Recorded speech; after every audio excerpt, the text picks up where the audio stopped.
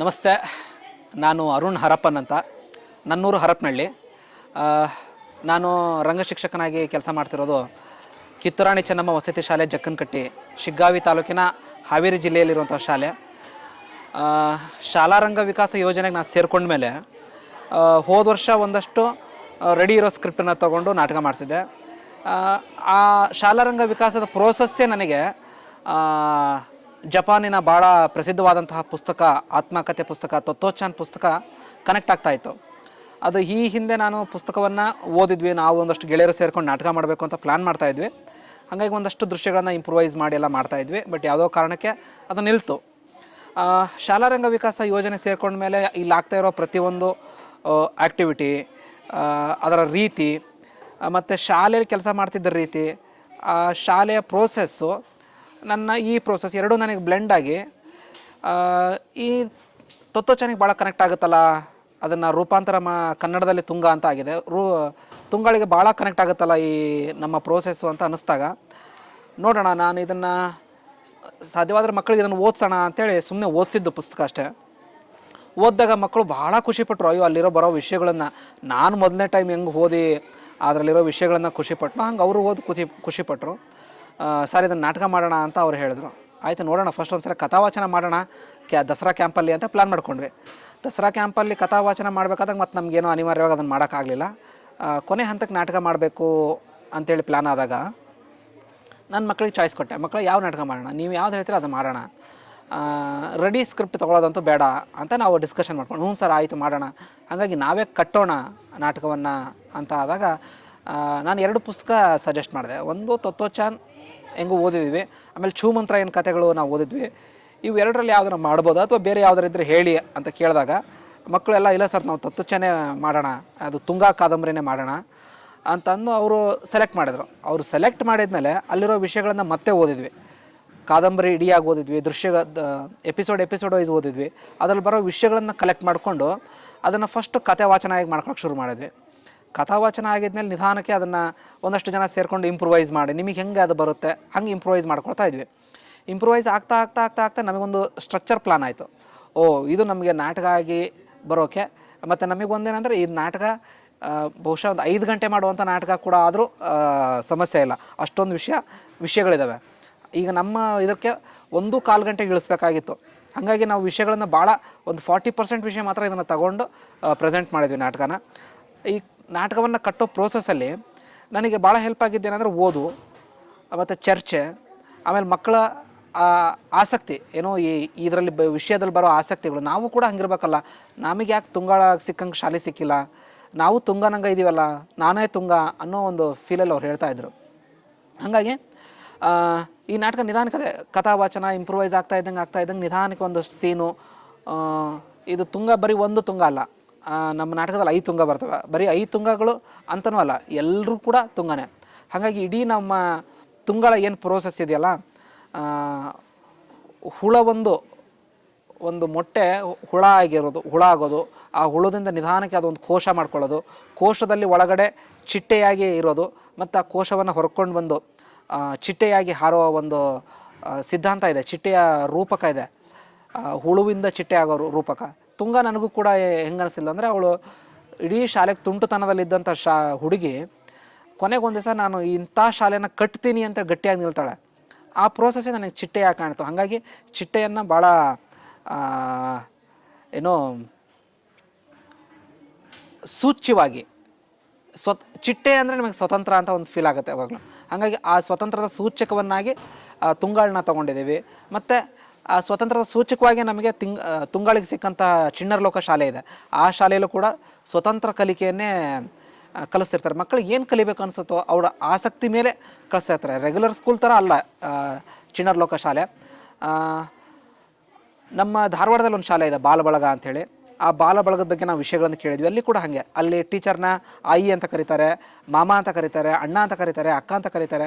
ಹಾಗೆ ಆ ಪುಸ್ತಕದಲ್ಲಿ ಬರೋ ವಿಷಯಕ್ಕೂ ಅಲ್ಲಿಗೂ ನಂಗೊಂದಷ್ಟು ತಿಳ್ಕೊಂಡಿದ್ದಕ್ಕೆ ಎರಡೂ ಕನೆಕ್ಟ್ ಆಯಿತು. ಆ ವಿಷಯ ಬಗ್ಗೆ ಸ್ವಲ್ಪ ಸರ್ಚ್ ಮಾಡಿ ಆ ವಿಷಯಗಳನ್ನು ಬ್ಲೆಂಡ್ ಮಾಡಿ ನಾಟಕದಲ್ಲಿ ಅದನ್ನು ತರಕ್ಕೆ ಶುರು ಮಾಡಿದ್ವಿ.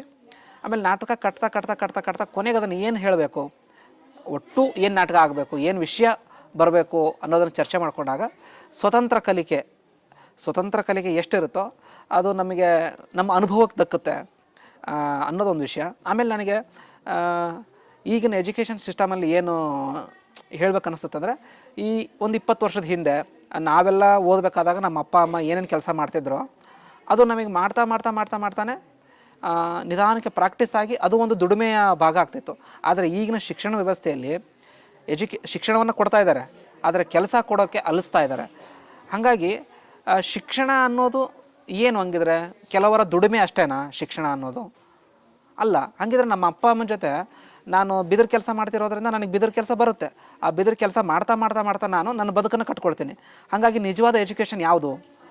ದುಡಿಮೆಗೆ ಯಾವುದು ಸಹಕಾರ ಕೊಡುತ್ತೋ ಅದೇ ನಿಜವಾದ ಎಜುಕೇಷನ್ನು, ಮತ್ತು ಕಲಿಕೆಗೆ ಯಾವುದು ಖುಷಿ ಇರುತ್ತೋ ಅದೇ ನಿಜವಾದ ಶಿಕ್ಷಣ ವ್ಯವಸ್ಥೆ ಅಂತೇಳಿ ನನಗೆ ಫೀಲ್ ಆಗುತ್ತೆ. ಹಾಗಾಗಿ ಈ ಶಾಲೆಯಲ್ಲಿ ಬರೋ ಮಕ್ಕಳು ಅಂದರೆ ನಾನು ಹೇಳ್ತಿರೋದು ಎಜುಕೇಷನ್ ಓದಲೇಬಾರ್ದು ಮಾಡಲೇಬಾರ್ದು ಅನ್ನೋದಲ್ಲ. ಎಜುಕೇಷನ್ನ ನಾವು ಯಾವುದಕ್ಕೆ ಕೊಡ್ತಾ ಇದ್ದೀವಿ, ಏನಕ್ಕೋಸ್ಕರ ನಾವು ಶಿಕ್ಷಣವನ್ನು ಕೊಡ್ತಾಯಿದ್ದೀವಿ ಅನ್ನೋ ವಿಷಯ ನನಗೆ ಯಾವಾಗಲೂ ಕಾಡ್ತಾ ಇರುತ್ತೆ. ಈಗಲೂ ಕೂಡ ನನಗೀಗ ನಾಟಕ ಮಾಡ್ಸೋಕ್ಕೆ ಬರುತ್ತೆ, ನಾಟಕ ಮಾಡಿಸ್ತೀನಿ. ಇಲ್ಲಪ್ಪ ಅಂತಂದರೆ ನನಗೆ ಆಟೋ ಓಡ್ಸೋಕ್ಕೆ ಬರುತ್ತೆ, ಆಟೋ ಓಡಿಸ್ತೀನಿ. ಆದರೆ ಶಾಲೆಯಲ್ಲಿ ನಾನು ಡಿಗ್ರಿ ಮುಗಿಸಿದ್ದೀನಿ, ಆ ಶಾಲೆ ವಿಷಯದಿಂದ ಎಲ್ಲೋ ನಾನು ಕೆಲಸ ಮಾಡ್ತೀನಿ ಅಂದರೆ ಆಗ್ತಾಯಿಲ್ಲ. ಭಾಷೆ ಕಲಿಬೋದು, ವಿಷಯಗಳನ್ನು ಕಲಿಬೋದು, ಆದರೆ ಜೀವನದ ಅನುಭವ ಇದಾವಲ್ಲ ಅವು ಭಾಳ ಮುಖ್ಯವಾದ ವಿಷಯ ಅಂತ ನನಗನ್ನಿಸಿ ಅವೆಲ್ಲ ವಿಷಯಗಳನ್ನು ಇಟ್ಕೊಂಡು ಈ ತುಂಗ ನನಗೆ ಕಾದಂಬರಿ ಕಾಡಿದ್ದು. ಹಾಗಾಗಿ ಇದನ್ನು ಹೆಂಗಾದ್ರೂ ಮಾಡಿ ಇದನ್ನು ಪ್ರೆಸೆಂಟ್ ಮಾಡಬೇಕು, ಇದು ತುಂಗಾನ ತಲುಪಿಸೋದ್ರ ಮೂಲಕ ನಿಜವಾದ ಶಿಕ್ಷಣ ಅಂದ್ರೇನು, ನಿಜವಾದ ಬದುಕು ಅಂದ್ರೇನು, ಸಂಭ್ರಮ ಅಂದ್ರೇನು, ಸ್ವತಂತ್ರ ಅಂದ್ರೇನು ಅನ್ನೋ ಒಂದು ವಿಷಯಗಳನ್ನ ಇಟ್ಕೊಂಡು ಕಟ್ಟಬೇಕು ಅಂತಿದ್ವಿ. ಹಾಗೆಯೇ ಈ ನಾಟಕದಲ್ಲಿ ಹಗಲು ವೇಷದವ್ರು ಬರ್ತಾರೆ. ಈ ಹಗಲು ವೇಷದಲ್ಲಿ ಬರೋ ಶಿವ ನನಗೆ ಹೆಂಗೆ ಕಾಣ್ತಾನೆ ಅಂತಂದರೆ, ನಮ್ಮ ನಾಟಕದಲ್ಲಿ ಏನಂದರೆ ಮುಳುಗಡೆ ಆಗುತ್ತೆ, ಮುಳುಗಡೆಯಾಗಿ ಆ ಜಾಗದಿಂದ ಇನ್ನೊಂದು ಜಾಗಕ್ಕೆ ಹೋಗಬೇಕು ಅನ್ನೋ ವಿಷಯ ಇದೆ. ನನ್ನೂರ ಹತ್ರ ಎಷ್ಟೋ ಜನ ಲಂಬಾಣಿಸ್ ಕುಟುಂಬ ಇದ್ದಾವೆ. ಅವ್ರು ಏನಂದರೆ ಸುಮಾರು ವರ್ಷದಲ್ಲಿ ಒಂದು 8 ತಿಂಗಳು ಊರನ್ನು ಬಿಟ್ಟು ಗುಳೆ ಹೊರಡ್ತಾರೆ, ಬದುಕೋಕ್ಕೋಸ್ಕರ ಬೇರೆ ಎಲ್ಲೋ ಹೋಗ್ತಾರೆ. ಕೊನೆಗೆ ಹಬ್ಬ ಇತ್ತು, ಮದುವೆ ಇತ್ತು ಅಂದರೆ ಅವ್ರು ನಮ್ಮ ಊರಿಗೆ ಬಂದುಬಿಟ್ಟು ಸೆಲೆಬ್ರೇಟ್ ಮಾಡ್ತಾರೆ, ಮತ್ತು ದುಡಿಮೆಗಂತ ಹೋಗ್ತಾರೆ. ಈ ಅಲೆಮಾರಿತನ ಅನ್ನೋದು ನನಗೆ ಭಾಳ ಕಾಡುತ್ತೆ ಆ್ಯಕ್ಚುಲಿ. ಯಾಕಂದ್ರೆ ನಾನು ಕೂಡ ಕೆಲಸದ ವಿಷಯವಾಗಿ ಎಷ್ಟೆಷ್ಟೋ ಕಡೆ ಓಡಾಡ್ತಾ ಇದ್ದೀನಿ. ಹಂಗೆ ಕನೆಕ್ಟ್ ಆಗಿದ್ದಕ್ಕೆ ನಮ್ಮ ನಾಟಕದಲ್ಲಿ ಕೂಡ ಆ ವಿಷಯ ಇದೆ. ಅಂದರೆ ನಾವು ಬಯಲನ್ನು ಹುಡುಕಿ ಹೊರಗಬೇಕು. ಈಗಂತೂ ಮುಳುಗಡೆ ಆಯಿತು, ಮುಳುಗಡೆ ಆದಾಗ ನಮಗೆ ಈಗ ಮತ್ತೆ ಮುಳುಗಡೆ ಆದಾಗ ಬೇರೆ ಜಾಗ ಹುಡುಕ್ಬೇಕಾದಾಗ ನಮಗೆ ಬೇರೆ ಬಯಲನ್ನು ಹುಡುಕಬೇಕು ಅಂತ ಅಂದಾಗ ಮತ್ತೆ ಅವ್ರು ಹುಡುಕ್ತೋಗ್ತಾರೆ. ಹಾಗಾಗಿ ನನ್ನ ಊರಿನ ಎಷ್ಟೋ ವಿಷಯಗಳು ನನಗೆ ಅದು ಕನೆಕ್ಟ್ ಆಗಿ ಅದನ್ನು ಈ ನಾಟಕದಲ್ಲಿ ತರೋ ವಿಷಯ ಮಾಡಿದ್ದೇನೆ. ಹಗಲು ವೇಷದವರು ಕೂಡ ಹಾಗೆ, ಅವರು ಒಂದು ಊರಿಂದ ಇನ್ನೊಂದು ಊರಿಗೆ ಹೋಗ್ತಾರೆ, ಅಲ್ಲೆಲ್ಲೋ ಟೆಂಟ್ ಹಾಕ್ಕೊಳ್ತಾರೆ, ಒಂದಷ್ಟು ಜನ ಊರಾಡ್ತಾರೆ, ವೇಷ ಹಾಕ್ಕೊಂಡು ಊರಾಡ್ತಾರೆ. ಊರಾಡ್ಕೊಂಡಾಗಿದ್ಮೇಲೆ ಅಲ್ಲಿ ಸಿಕ್ಕಂಥ ದುಡ್ಡನ್ನು ತೊಗೊಂಡು ಒಂದಷ್ಟು ಜೀವನ ಮಾಡ್ತಾರೆ. ಮುಂದೆ ಹಾಗೆ ಅಲೆಮಾರಿ ಅಂದರೆ ಈ ಊರು ಬಿಟ್ಟು ಇನ್ನೊಂದು ಊರು ಬಿಟ್ಟು ಮುಂದಿನ ಒಂದು ಊರು ಅಂತೇಳಿ ಹೋಗ್ತಾನೆ ಇರ್ತಾರೆ. ಹಾಗಾಗಿ ನನ್ನ ನಾಟಕದಲ್ಲಿ ಬರೋ ಹಗಲು ವೇಷದವರು ಕೂಡ ಆ ಅಲೆಮಾರಿ ವಿಷಯಗಳನ್ನು ತೊಗೊಂಡಿದ್ದೀನಿ. ಆಮೇಲೆ ಅದರಲ್ಲಿ ಆ ಅಲೆಮಾರಿಗಳಿಗೆ ನಾನೇ ಅದರಲ್ಲಿ ಶಿವ ಅನ್ನೋ ಒಂದು ವಿಷಯ ಬರುತ್ತೆ. ಹಾಗಾಗಿ ನನಗೆ ಕಾಣೋ ಶಿವ ಯಾರು ಅಂತಂದರೆ ಯಾವಾಗಲೂ ಕುವೆಂಪು ಅವರ ಜಲಗಾರ ಶಿವ.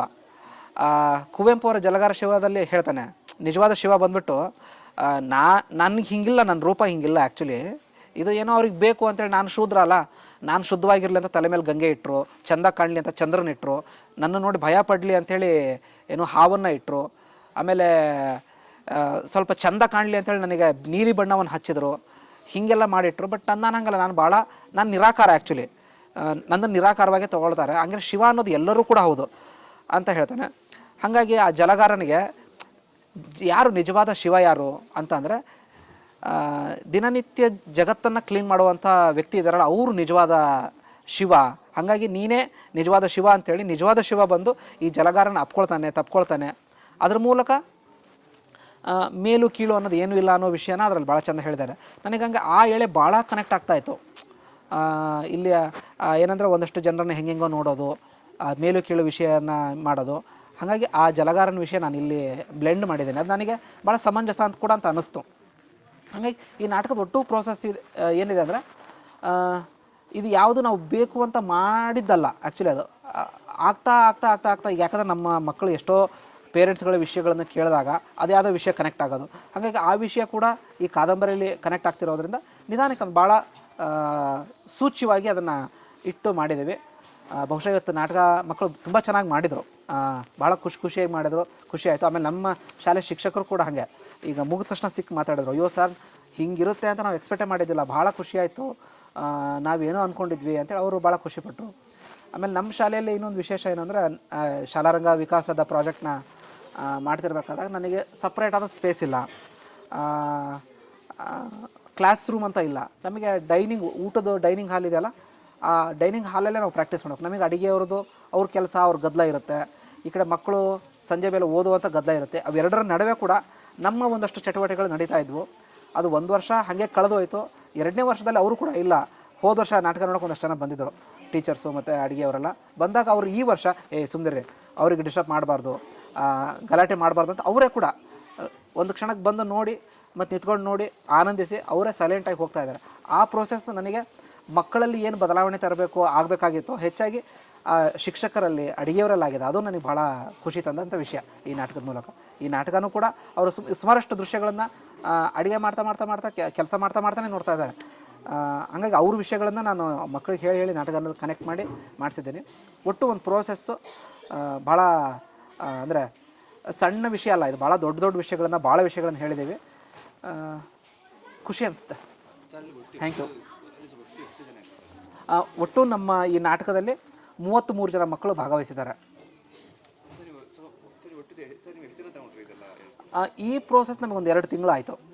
ಯಾಕಂದರೆ ನಮ್ಮಲ್ಲಿ ಓದು, ಚರ್ಚೆ, ಮತ್ತೆ ಓದು, ಚರ್ಚೆ, ಕಥಾವಾಚನ, ಇಂಪ್ರೂವೇಷನ್, ಹಾಗಾಗಿ ಆಮೇಲೆ ಕೊನೆಗೆ ನಾಟಕ ಅಂತ ಶುರು ಮಾಡಿದ್ದು ಕೊನೆಗೆ ಒಂದು 20-25 ದಿನ. ಅದಕ್ಕಿಂತ ಮುಂಚೆ ನಮಗೆ ಕಂಟೆಂಟ್ ಗೊತ್ತಾಗೋಕ್ಕೋಸ್ಕರ ಓದು ಚರ್ಚೆನೇ ಜಾಸ್ತಿ ಆಯಿತು.